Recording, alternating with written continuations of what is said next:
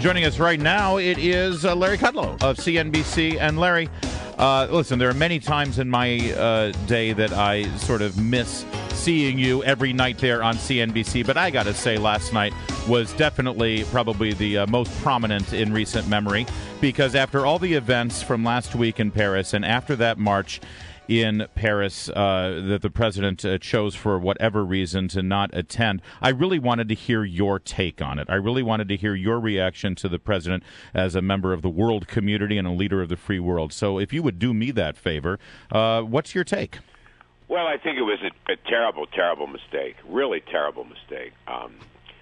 You could just say optically it was a bad mistake. Why wasn't he there in solidarity with all these European leaders? But I think it's much deeper than that. I mean, I don't think he, to this day, understands the war on terrorism continues and may be worsening, the uprising of al-Qaeda and its very offshoots. And I don't think he is willing to acknowledge or admit or argue that this is a radical offshoot of Islam.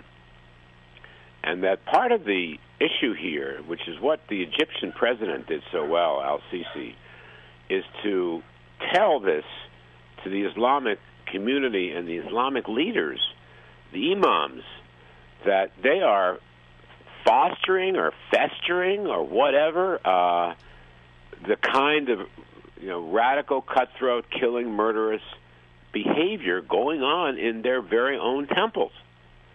And that this is something that they have to take enormous blame for. This is part of their community.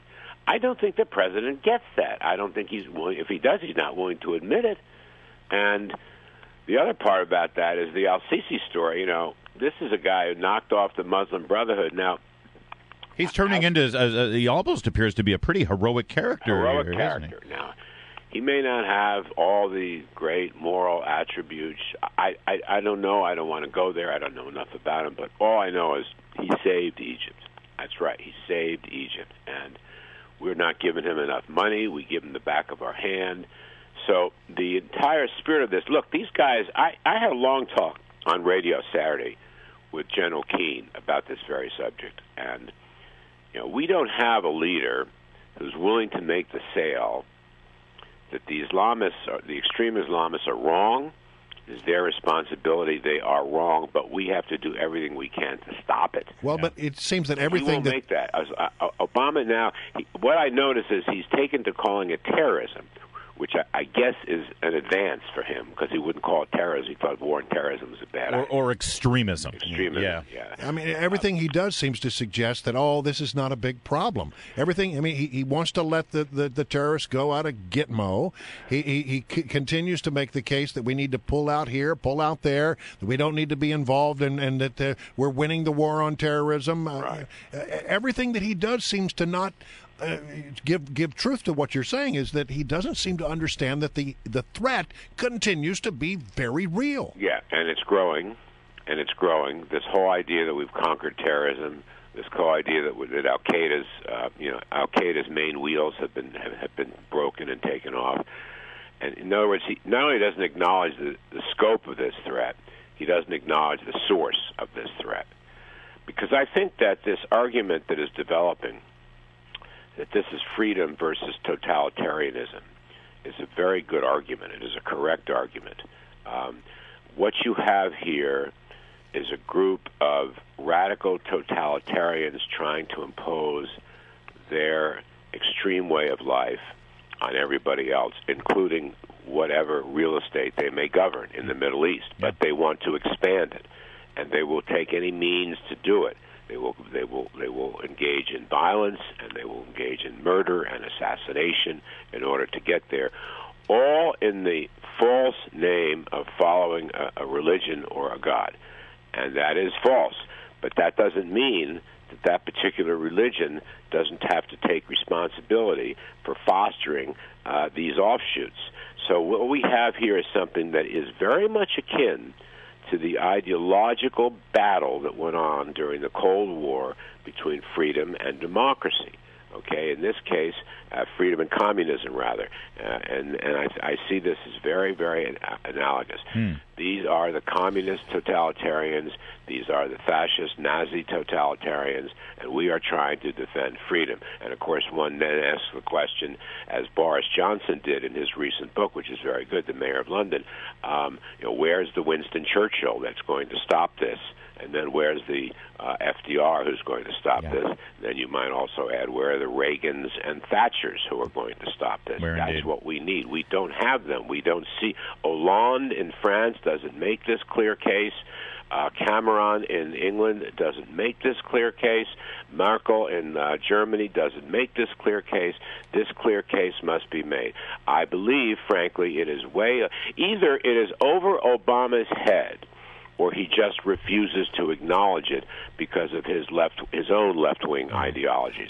But in any event, we are going about this all wrong. Well, let's continue down this road here while we still have you, Larry Kudlow, because I completely agree with you, and I believe because of this event and also just because of last year's rise of ISIS and what we saw them doing in Iraq and Syria, and frankly what the Taliban is going to be doing in Afghanistan now that we're pulling out of there, I think this is going to be a much bigger issue in the 2016 presidential campaign than it was in the last two.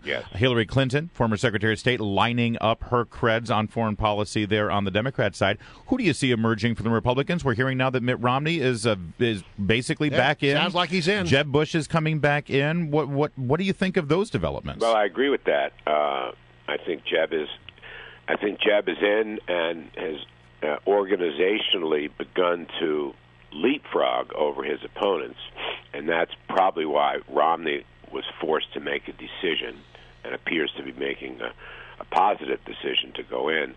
And that's going to be a big battle that will be waged kind of in the moderate center-right of the Republican Party. What could happen here is very interesting. Some of the governors who tend to be a little more conservative, at least on economic and domestic issues. I'm thinking here of Scott Walker, for example, John Kasich, for example. Maybe Rick Perry. For example, Rick Perry. I think that actually gives them an opening. I think that actually gives them an opening. I think what you've got here is a big, it's actually the direct opposite of what we had in 2012. 2012 had a variety of candidates on the right, not very impressive candidates either. And then you had Mitt Romney, who captured the center and the center right. Now you're going to have a big battle between two heavy hitters in the center right, Bush and Romney, as you know.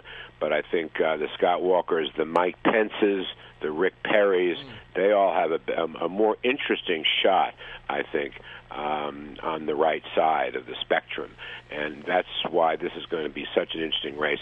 I've always argued there's so much. The bench of the GOP is so talented this year. It is. There's so many capable executives that, and I haven't mentioned the senators, Rand Paul or Marco Rubio.